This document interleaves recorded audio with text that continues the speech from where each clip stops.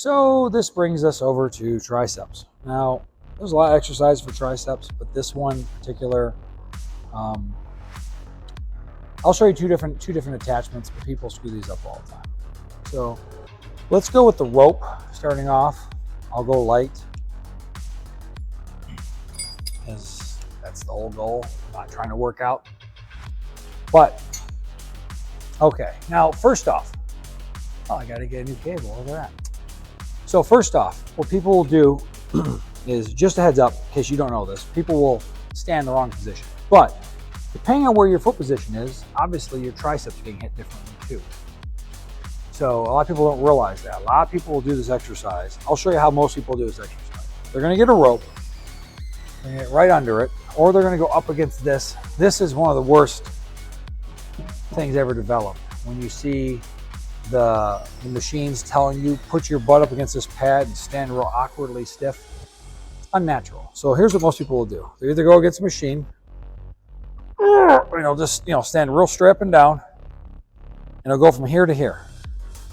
Or if they're not using the machine, they'll stand right here to here. Okay? Now, when I was a kid, all the way until, because I started when I was 14, all the way until I was like 30, I did the same thing. Okay? Maybe even a little later, maybe like 33. Now, luckily, I'm an old man, 41. And I've learned that doesn't make sense. Because when you're stopping here, people will come from here to here. Okay? And it's always simple. They'll just go straight down. They'll kick out. And that's all they're going to do with the rope. They go right here to here. Now, your tricep goes up farther. Your head, you get a better stretch if you go all the way up. People stop because they felt like it's keeping tension on the muscle. Because if you're stopping here, it's like, okay, tension on the muscle, down. But also, you're not getting a full stretch on the tricep. You want to be able to get the muscle, have tension on the muscle all the way through the full travel and the whole head of the muscle. Like, you'll have a stretch and you want to have tension the whole length of the muscle. So when you're here to here, you're not doing that. Okay? And they kick it right out. They're doing it always wrong, right to here. So what you want to do is you want to go up here. Your elbows can move a little bit, okay? Because unlike biceps, you can have a little play in your triceps. And another thing two people will do is they'll have too much weight on this, but that's more, I'll show you that. It's mainly when they're doing the straight bar, the easy curl bar. Let's just stick with this. So what you can do is you can go right here, you're gonna lean forward a little bit, and see where my hands are? You're gonna come down, and you can go up a little bit. You're gonna get a full stretch all the way down. You get tension. The way this rope is a little longer, so obviously like you can go a little higher if you're doing it on a different machine, but you don't wanna be up here, there's no reason. But from here, it's a little bit of play. This is all right. Here, that way your tricep getting a full extension and down. And then what they don't realize is doing this, it's kind of pointless. So there's different ways you can focus on your tricep. Now you can keep it out in front, like I said, depending on where the positioning of the rope is, and where you're standing, where the tension is, hits different parts of your tricep. So if you stand here and you're leaning out, you're out, and you bring the tricep here and you have your elbows out, you can come around here. Check this out. Come around the front, actually. So if you look, let's roll these up so you can actually see stuff working. See my big birthmark. All right. You can see different parts of the tricep head. So out here, down, elbows out. Where do you think it's getting hit? It's getting hit on the outside of my tricep head. You're coming up, much attention, you get full extension, and then down right to here. Up, down. Now I'm not going here. I'm not stopping. I'm coming up a little bit higher. It's not gonna hurt anything. A little bit of motion on this. It's natural to swing a little bit. And as you get weight, you're gonna have to move with it a little bit, or else you're gonna give yourself a hernia. If you watch, here is where I'm hitting when I'm coming out in front. Now, if you hold it real close together and you barely move it, you're not pulling it apart, you're gonna get down here. You're getting the inside of your tricep head. So the long head, as I would say. Now, most people never have this part developed. So most people, when they're doing the bar, I'll show you on the bar as well, but they're going to hold them in a position that's just going to do the inside. Just like this. Most people are doing this. They're keeping it tight. And they're, like I said, they're only going to here. But let's say they go all the way up. They're still just doing the inside of it. You want to actually hit the outside of your tricep, because that's the part that's impressive. That's the full horseshoe. No one ever trains the outside of their tricep. Everyone trains the inside. They have these big, long triceps, and the outside looks like shit, and then they have a big, knotty thing here, because the way they're curling, it's totally sidetrack, but most people are curling wrong. So they're not actually hitting the bicep as much as they are the forearm, because they're also doing forearm. So they got this big knotty thing here with no bicep, no outside tricep, and just inside. So they got a forearm and the inside of their tricep. The idea is to actually have the whole arm developed. So you have to have a bicep. That's why you have to do the curls like I was showing earlier, and hit the outside. Most people do not have this. That's just because people don't train it. So there's this. Let's show you another bar people never use right. I'm going to do it right over here. I'm going to grab this one. Have my employees switch that out later. They can put the stuff away. That's what they're paid for. But, okay, there's another one. Now, most people will grab this thing in here. Same thing. Just like they're leaning against, just like if they're up against there or they're staying here, they're going to go, ugh. Look at this limited motion. You know, what you're going to do too, when you're just doing it from here to here, you're going to be hitting here, the bottom of your tricep. That's where the tension is. You're not getting a stretch. You're not going up high enough. Now, if you go here, you get a full stretch.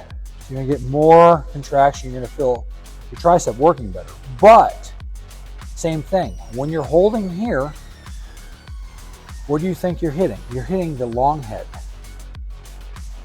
So let's do this. Grab wider.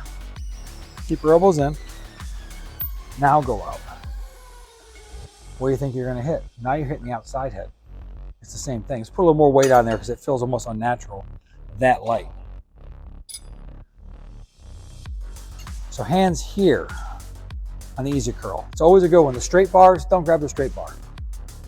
It's just stupid. It's just one of those things people do. Don't grab it. It's just an old school bar. It's unnecessary. Just like the biceps. Stay off. It's just unnatural for wrists. Stay off that.